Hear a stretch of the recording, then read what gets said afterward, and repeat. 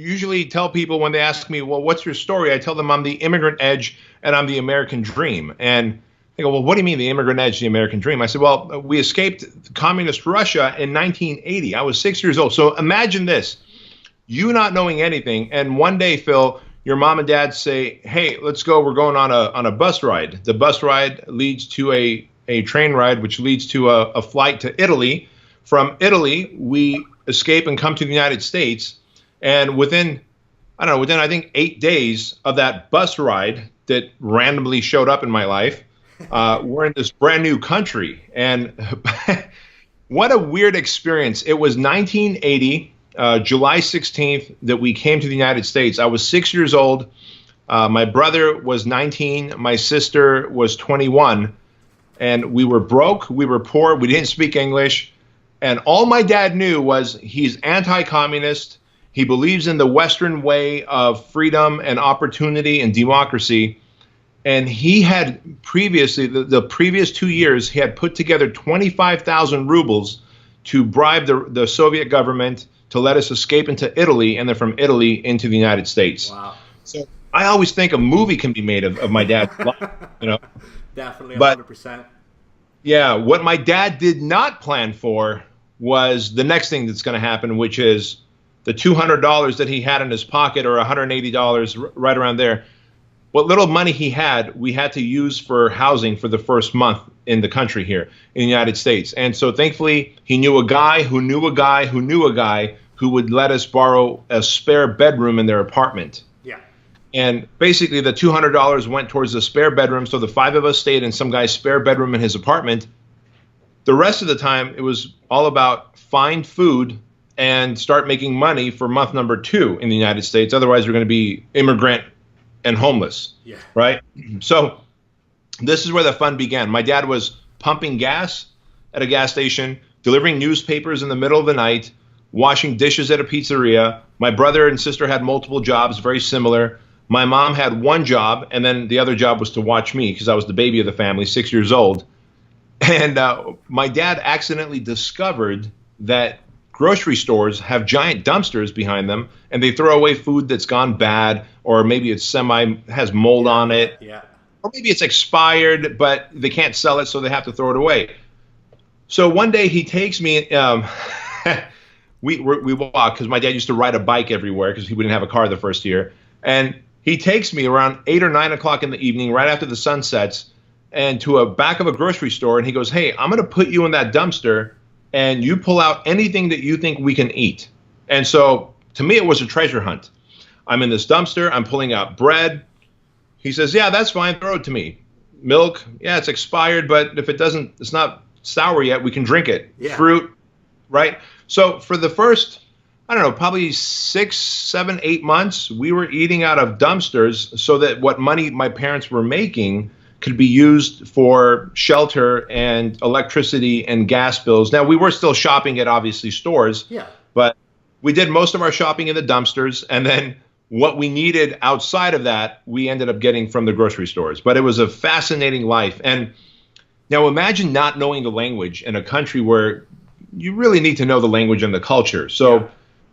At the time, the United States, while it's an amazing place, was not as forgiving as it is today. And I remember so many people yelling at my mom and dad and telling us to go back to your own country. You don't belong here. You don't even speak our language. Yeah. And growing up as a kid, it kind of leaves a scar on you because you start to think that, man, this country really is not what my dad painted it out to be. Yeah. When in reality, I'm so glad that happened now because it forced us to assimilate faster, forced us to learn the language better, and forced us to become one of the citizens in this country. I don't want anybody else to ever go through that, and I think the culture in this country is different in 2017 than it was in 1980. You know, I like to think that I wouldn't yell at someone who's brand new in this country, doesn't speak English, but those were the trials and tribulations we went through, and we've been kicked out of so many apartments, and we ended up, I went to 3 elementary schools, 2 junior high schools, 2 high schools after that. So we moved around so much that I learned how to make friends quickly. We moved around so much that I learned how to build rapport fast because you and I, Phil, might be friends for 6 or 8 months, and then we're moving on to a new school because I got kicked out of the apartments. Yeah. And all of those things, the ability to build rapport, to adapt, to find resources and be resourceful when you don't have the resources, are all tactics that I use today in growing my business and coaching my clients. So I'm forever grateful for the hardships that we dealt with. Yeah, I mean, what was your first memory of success as a young kid growing up as a young guy? When was your first penny drop moment that you said to yourself, well, this is going to get the ball rolling for me? Wow, I can actually, I can tell you very specifically. My first memory of success was 1995, and a friend of mine sold me a used Toshiba laptop. And it was either 1996 or 1997, America Online came to be. And America Online would send you these discs, and they would give you 10,000 hours of free internet. Yeah. And so I would pop the disc into my laptop and get on the internet. And I said, man, all of a sudden I'm connected to more people who just live in Anaheim, where I lived at the time. And I started to get my wheels spinning. If I'm connected to these people, what could I do to sell them something? And I don't know why that even crossed my mind. I started connecting with them in chat. Remember chat groups and discussion groups? MSN and all those kinds of MySpace and stuff. Yeah. So I started connecting with people, and I'm into fitness, and so I started talking to them about workouts and nutrition and how to do a back squat better, whatever. And I said, man, I'm building relationships here. I wonder if I could sell them something. Well, I had a friend who could get supplements, muscle building supplements for wholesale. And so by the end of 1997, I had built a website called totalmuscle.com. And within the first month, you'll not get that domain nowadays for a cheap price. Right? Yeah. And so I built the website. I started selling supplements out of my spare bedroom in my apartment. And even though I ended up losing money in that business, I saw the potential where people who are not even connected to me, I don't need a storefront, could actually come to a website and buy something. Like I was selling supplements, maybe like a protein powder every other week, a bottle of creatine every other month. So, I mean, I was losing more money because these supplements would expire, then I'd have to throw them away. But the idea of someone in a foreign state buying something from me and then I would ship out to them and they'd give me money blew me away. So I saw that here's an opportunity to really make an impact using this new platform called the internet, and I just went all in on it. Awesome. So do you think that the feelings of adversity or scarcity were really beneficial in driving you forward? Obviously, you've highlighted that, but nowadays when we look at mainstream fitness and coaches, and a lot of coaches are wanting to become entrepreneurs, so almost on the online field and offline. Do you think that ingredient is absolutely essential, that they have to come from a place of complete scarcity or adversity or extreme, change, so to speak, to be really successful, to drive their success? No, I don't think they have to come from there. I do believe that if you come from extreme adversity, extreme struggle, massive setbacks, and I'm talking like do you know who Alan Cosgrove is? Yeah, I know Alan, yeah. Okay, Alan Cosgrove. He's had stage 4 cancer. And there is no stage 5. Yeah. Stage 5 is you're dead, right? There is no stage 5. He's had stage 4 cancer. And Alan taught me something really important. He said, man, after having stage 4 cancer, I only have good days and great days. I don't have bad days. They're just good days and great days. And so someone with that perspective, if you've had your life on the line, or you've had to eat out of dumpsters, or you've been called a foreigner, or you've gone to sleep hungry, or in my case, which all of those happened, minus the cancer, I had lice as a child. Parents couldn't afford lice treatment, and so my mom had to have my dad siphon out gasoline from a car to wash my hair with gasoline to kill the lice, because when you have that level of adversity, whatever entrepreneurial challenge is set in front of you is trivial compared to the lifestyle that you had and the challenges you've gone through. So do I feel I have an advantage and others like me have an advantage? Yes. Would I wish that advantage on anyone? Absolutely not, because you can also put yourself in a state where you can imagine having cancer, imagine eating out of dumpsters, and say, you know what, fuck that. I don't ever want that in my life. Yeah. I'm going to work my ass off and serve people and solve problems and make money. Yeah, and then on the flip side, we have obviously individuals that have maybe been, fed the spoon in their mouth and they haven't reached in and they get complacent. And we see plenty of fitness professionals, I mean, in all industries, where they've got plenty of resources, plenty of education, but they're not leaning in enough. And, you know, like I said, I think you've made a great point there. It's not that everyone wishes that to happen, but I think sometimes it can be a great catalyst to get things going in that respect. So, I mean, moving on from that, you've talked a lot about anxiety and taking anxiety attacks and stuff over the years, and I think that's fairly common in a lot of individuals who are entrepreneurial, especially within the fitness space and trying to grow things. Yeah. I mean, where does that come from? I mean, when you were anxious, was it scaling your business? Was it fear of success? I mean, what kind of emotions generally were driving that? You know, it's funny. There's a lot of emotions that will trigger anxiety, but anxiety is actually one specific thing, and you can define it this way. Anxiety is anticipation of future pain. Yeah. So it could be the pain of loss. I don't want to lose my business. I don't want to lose the money I've invested. What if I lose the money? You start thinking about the what ifs, and you start anticipating what it'll feel like, and you start having anxiety about that. It could be even fear of gaining. You know, maybe mom and dad or the school system, someone told you that you're never going to make it. You're dumb. You're a dumb kid. You're not meant to be smart. You'll never be a doctor. So people who go through medical school or any kind of high level thing when they were told they were dumb, find ways to self-sabotage. Yeah. And so the fear of success could be the trigger where they anticipate future pain and then sabotage themselves. And so anxiety really is just a byproduct of what if X happens. Yeah. 99.9% of the time, whatever scary thing you think is going to happen is not going to happen. And as scary as it seems, most of the time, it's never as scary as you picture it, right? Yeah. It's just not. Yeah. Because the human mind, we're so good at building this overwhelming story up in our head that we say it's a do or die situation. Listen, I'm launching an international franchise right now. We've got almost 600 locations worldwide. We're adding 30 locations a month, every month. And quite honestly, God forbid if my franchise fails a year or 2 years from now, I have the skills to restart, and I don't care what people on social media say. 5 years ago, the fear, my anxiety attack started 5 years ago because what if this franchise fails and people laugh at me? Yeah. Do you think there's a threshold that you nearly need to become immune to, and then you're basically over that mark, and then from there on it's basically your own mission and that's it? Yeah. That's it, man. Now all I think about is like, I can't wait to fail forward, because any kind of failure to me is a opportunity to fail forward, learn from it, and move on.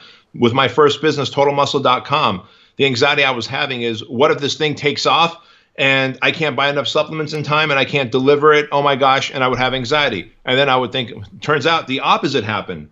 I wasn't selling enough of it fast enough and it was expiring. So it's never what we think. The problem always comes in a different form. And so for me, it's become this thing where I don't care what people think anymore. I'm fresh out of fucks for anybody and everything, because I am highly focused on my one outcome. And my one outcome is to help 100 million people a day through health, fitness, and well-being. And that means through my thousands of coaching clients and through our thousands of Fit Body Bootcamp locations that we're going to have. So I can't worry about the guys or gals who are going to talk smack about me if Fit Body Bootcamp fails, or if a coaching client, speaks badly of me. That's going to happen. Not every coaching client is a success. Yeah. But I've still got a path, and I'm only focused on dominating that path. And how clearly, you're very clearly defined there in your mission statement, very clearly defined in your words and your sentences there. How long did it take you to roughly tune that in? I mean, obviously that was vague at the start, but has that come in the most recent years where you've seen the most recent growth in your business? And that, yes, has evolved in that sense? In 2014, I realized, because 2014, I was having literally a major anxiety attack once a week. And if it wasn't an anxiety attack, it was an essential tremor where my body would freeze up and I would just start shaking, and my wife would, what's going on with you? And I couldn't talk, and I would shake, and my teeth would chatter for 2 to 3 minutes at a time. And I had to go get neurologically tested. And we realized that it was just the stress and anxiety manifesting in a different way. Instead of a panic attack, it was essential tremors. And so in 2014, I told myself, it's time to man up. It's time to man up and say, what do I want to do with this business, Fit Body Bootcamp? Up until that point, it was just I treated it as a hobby. And it's embarrassing to say this, man, but if I'm going to be fully transparent, I treated Fit Body Bootcamp and my coaching business as a lifestyle hobby. If I made enough money to travel and have a little bit of freedom and buy the sports car that I want, I'm good. And I knew there was something missing, but I kept burying my head into it. What was missing is I knew I had greater potential and I had a bigger purpose on this planet to touch more lives, but I was being lazy, unstructured, and poorly disciplined. And that was giving me anxiety attacks and essential tremors. In the end of 2014, I said, it's time to man up. And I said, I need 2,500 Fit Body Bootcamp locations. I want to have thousands of coaching clients. I want to help 100 million people worldwide. That's my personal goal. And it's no different than Gary Vaynerchuk saying, I want to buy the New York Jets. Like, that's a definitive goal. And he will work as hard as he can to have the money to buy it. Whether he buys it or not doesn't matter. This is what trips me out, is when people leave comments on his Facebook wall or wherever and go, hey, so when are you going to buy the Jets? His goal is to have enough money to buy it. Whether he buys them or not doesn't matter.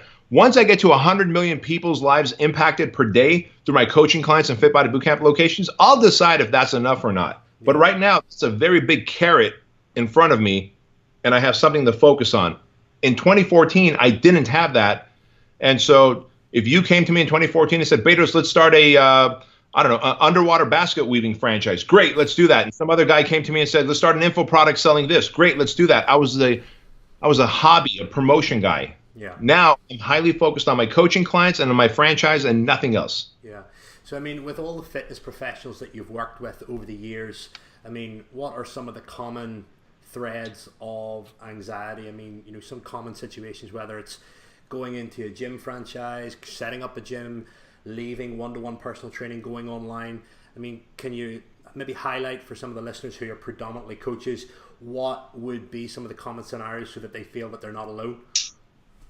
As far as things that lead to anxiety? Yeah, anxiety in terms of growth, and again, things that will possibly lead to distractions and then lack of clarity, and then that all stumbles back into anxiety and failure to grow. So a couple of, you know, big case circumstances that you come across quite commonly.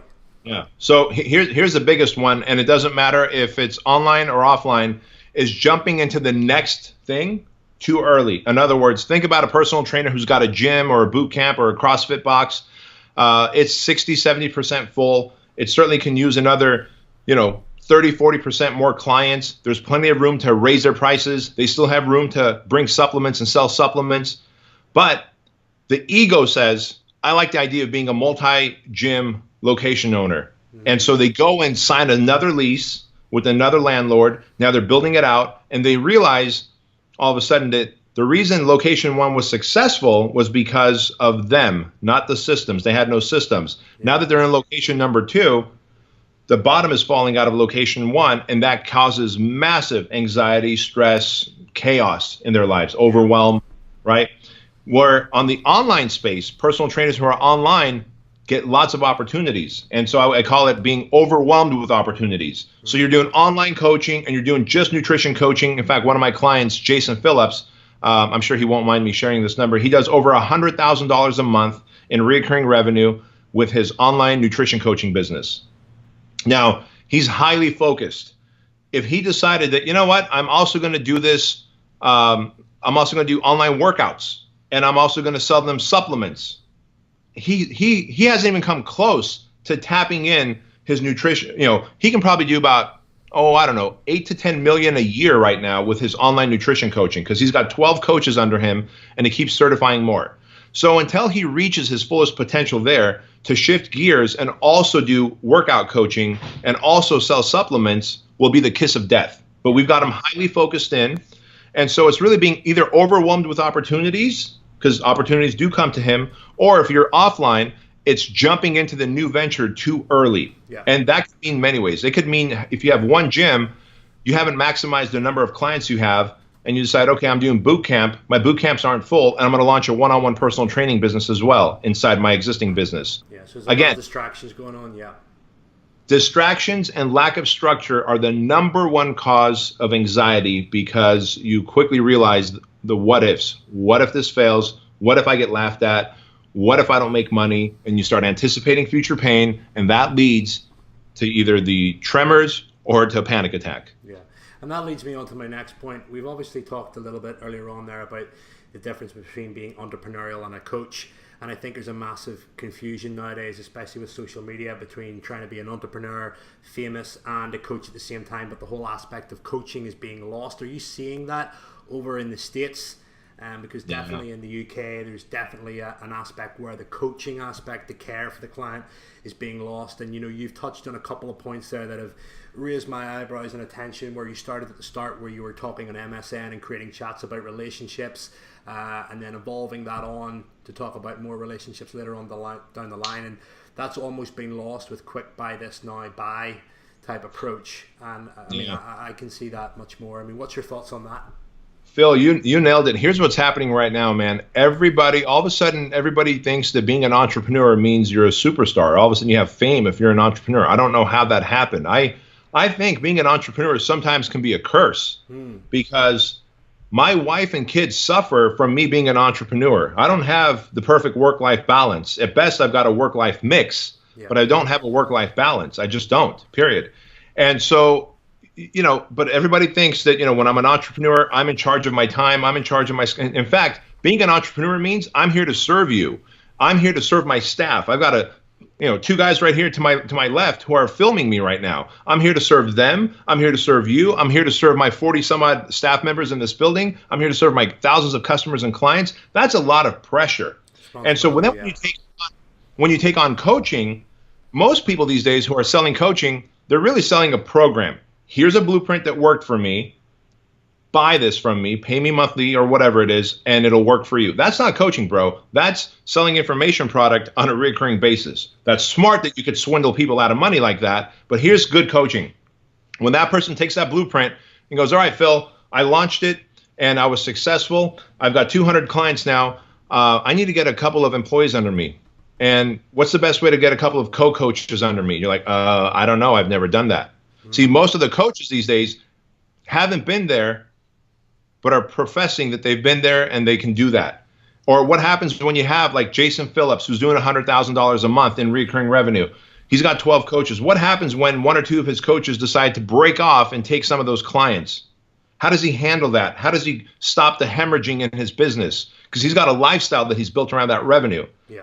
A good coach is just like a good coach at the Olympic field. When Usain Bolt is running and he's about to cross the finish line and he tears a hamstring, the coach goes, shit, I didn't plan for that. I just trained him to run and cross the finish line. That's all I trained him for. Yeah. Well, listen, a great coach runs and gets under his arm, hugs him, cries with him, says 4 years from now, we're going to come back and we're going to dominate this sport. That's what a great coach does. They walk them through the problems and the challenges, the growing pains, the divorces, the partnerships that split up, the drug addictions, the alcohol addictions. Make no mistake about it. You point to an entrepreneur, and 8 out of 10 entrepreneurs have some level of addiction. Porn addiction, food addiction, alcohol addiction, gambling addiction, because we are type A, and we can't just be type A and work and be balanced elsewhere. Yeah. And that's the things that people don't talk about. So you want to be a coach, you want to help someone scale and grow, whether it's in business or in fitness. What happens? How about a fitness coach who helps someone lose weight, but then the pendulum swings so far this way that now they're anorexic? Yeah. Yeah. What do we do now? Has that coach ever dealt with that? Do they know how to work with people who are anorexic? That's no longer a body issue. That's a psychosomatic issue. And so, yeah, you're right. Unfortunately, so much of coaching these days is, well, here's what's worked for me. But when something out of the ordinary happens, when their athlete tears the hamstring, they don't know what to do. Run out. Hold your athlete, hug him, bring him in, tell them it's going to be okay, show them it's going to be okay, stay awake with them at night and cry with them. Yeah. That's what a good coach does. And I've been blessed to have the desire to serve. And because of that, I've got coaching clients who have been with me literally for over a decade now. Yeah. And I think it turns into the point where, with social media and technology and apps and widgets, that it's that much easier to attract a wealth of clients that you can't actually handle. And then in turn, it becomes a comparison match about who's earning the most, who's got the best photograph on Instagram, etc. And I certainly see that. And again, the customer service is neglected in the point whereby they can't be served optimally. So, moving on from that, in relation to franchises, is that what's your take on franchises for an up-and-coming coach that has maybe set up a gym, or is maybe considering setting up a gym and is considering going into the gym industry, but feels that the franchise route is the safest route to go? Is there pros? Is there cons? That was one of the questions that I was asked to ask you. So what's your thoughts on that? Now, do you mean a coach who's got a great gym and they want to now make it a franchise so that they can sell more of it, or do they start their own? In both cases. So we'll start with Okay. the first one, just the general personal trainer who's maxed out online coaching and feels that they've got the potential to create a brick and mortar business, and they aren't quite sure where to start. They see all the administration as a complete stress, the staff, etc. They don't have any systems. They're not really too skilled in business, but they're very good at customer service. Where do they go from there? Yeah. If someone is not good at the business and the systems and the operations piece because they're good as a one-person team by doing the online coaching, in the brick and mortar world, you're going to have clients who are going to show up. You're going to have payments that are delinquent. You're going to have coaches who are going to be running your workouts for you. You're going to have front desk staff who are going to be meeting, greeting, and handling your clients. And so if you don't know how to create systems, processes, and operations, I highly recommend to research a strong franchise that already has these built-in systems and just plug yourself into them. If, on the other hand, your workouts are so unique and different, then great, create your own. But the big warning shot right now is make sure you create the systems first. Systems save you time, effort, and money. That's all a system does. I look at it as an acronym. System, save yourself time, effort, and money. And when someone does, if you have systems, you run the system runs your business. If you don't have systems, you're running it by the seat of your pants. It's a chaotic environment. You're leaving a lot of money on the table. Your staff has this adversarial relationship with you. Your clients feel like the service could be better, but it's not, and they're always looking at the next fitness offering that's available to them in your town. You don't want that environment. So quite honestly, if you don't have the ability to manage people and create systems, go plug yourself into a franchise. Otherwise, go do your own thing, but just know that your systems are the foundation. Lay a strong foundation and then build your empire on top of that. Yeah, and then we have the flip side. Obviously, somebody who's established a good quality, popular local gym, and they're wanting to build upon that.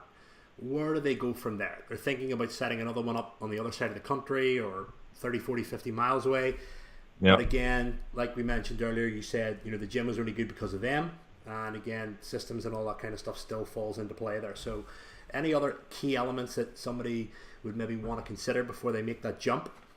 Yeah, absolutely. So before anyone makes a jump to actually being a franchisor, which is what I am, right? Thing number one is you've got one location that's rocking and rolling. Let's just make sure that it's not because of you. If it's personality dependent, you can't replicate that. So the easiest thing to do is create a proof of concept. And so what we did, we started Fit Body Bootcamp. We said, all right, one location is working. Now we are going to open up 5 locations. So we had 5 locations throughout Orange County area, this area, and we ran them for a year. They were profitable. They were successful. Our clients were getting results. We were being talked about. We decided, all right, we've got a proof of concept where it's not personality dependent, it's systems reliant. Yeah. Now we can go out and sell franchises. And the key, and again, being fully transparent, we sold franchises too quickly. We brought on many of the wrong people because we were, how do I say this? I guess we were intoxicated by the money. And so we brought on people who were a bad culture fit. And at the end of the day, you have to realize that everybody is flying your one brand, right? Everybody is flying the Fit Body Bootcamp flag. So if some guy in Texas or Louisiana or New York does something shady to ruin the reputation of the Fit Body Bootcamp brand, it affects hundreds of locations worldwide. So we quickly learned that lesson in 2011 and started rebuilding our empire, parting ways with a lot of franchisees who were just a bad fit. And now we have a vetting out process where we only take 2% of the people who apply to become a Fit Body Bootcamp owner, and it's worked out well for us. So one, it's create a proof of concept, multiple locations, run it for a year. Is it still successful, profitable? Did you work out all the kinks? Yes. Now bring in 10 or 15 franchisees at a time, work with them, make them successful, and then scale. You'll get to a point once you're north of 150, 200 locations where you can just open, keep the onboarding process going. Yeah. But again, being fully transparent, I got a 40-person team running our machine here. Someone who's just starting a gym or fitness franchise, and they go, hey, I've got one successful location, so I'm going to make this a franchise and go global. Odds are you're not going to do it with you and your best friend. It's not going to work out. And did you ever find delegating work out to staff a difficult task, especially from coming from Russia over here and trust? I mean, what was your thought process in overcoming that? Oh my gosh, dude, that was my biggest limiter. I always think back that if I can go back and being able to delegate better and trust sooner, I would have been more successful, probably 5 to 7 years sooner. Yeah. And you Yeah, find that was just ingrained from the circumstances, obviously, that you grew up in? yeah, I mean, especially what I saw from my dad was you can't trust people. My dad would, till this day, this is a funny story. My dad has a glass coffee container, and well, you guys, no one knows where he lives anyway. They live in Anaheim, but he's got $32,000 buried in the backyard in a glass coffee container that me and my brother know. My dad is 84 years old.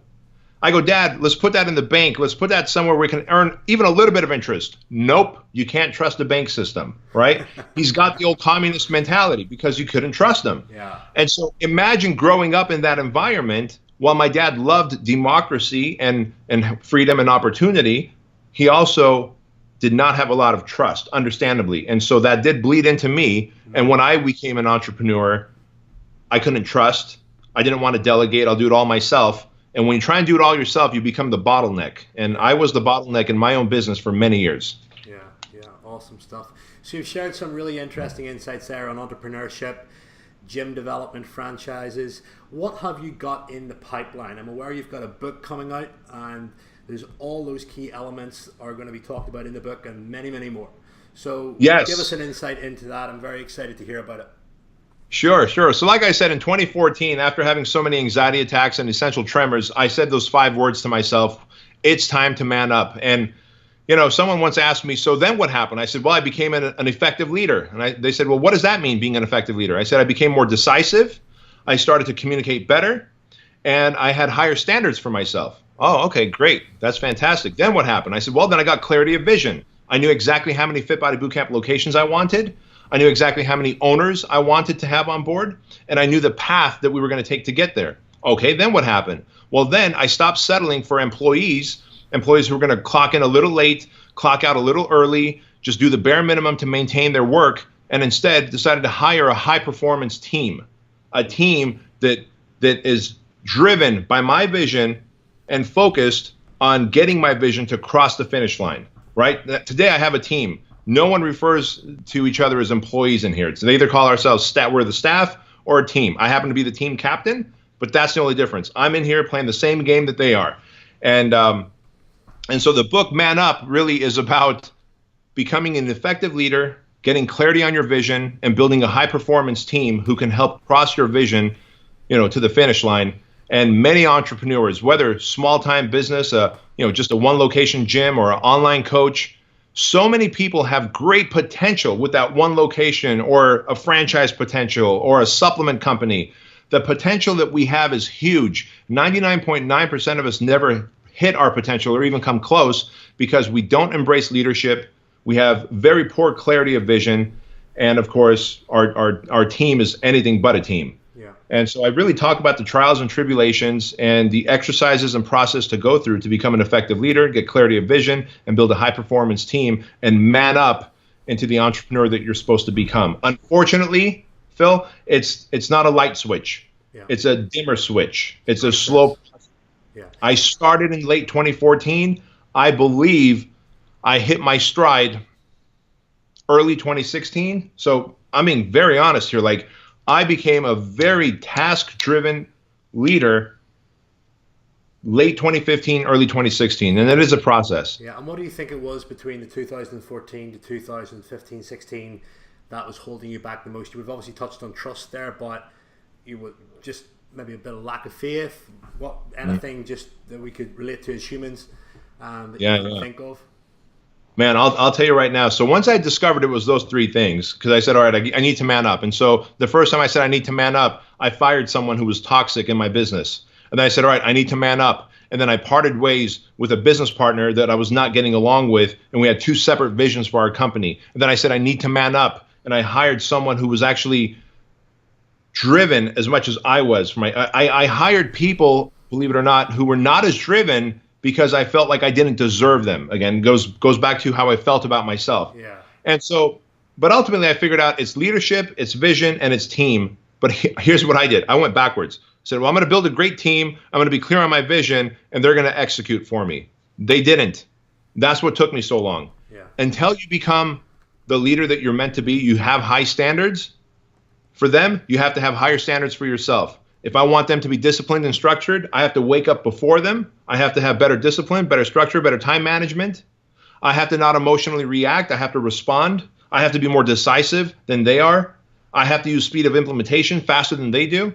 And so I was not the leader who was leading from the front. I was leading from behind. Hey, go out and do this. This is my vision. Go execute. Yeah. Now it's, hey, this is what we're doing. Come with me. Come with me.